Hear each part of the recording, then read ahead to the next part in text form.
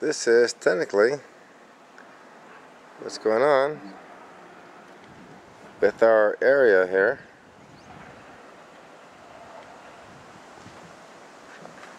Can you see that? I'm not sure if you can see it at all.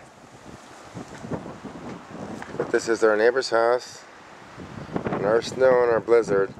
I'm standing here not getting all kind of stuff, and it's windy as hell, if you can tell.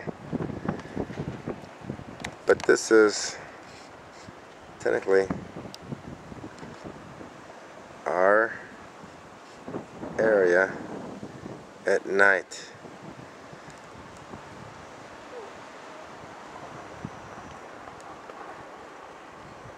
This is after our super duper blizzard.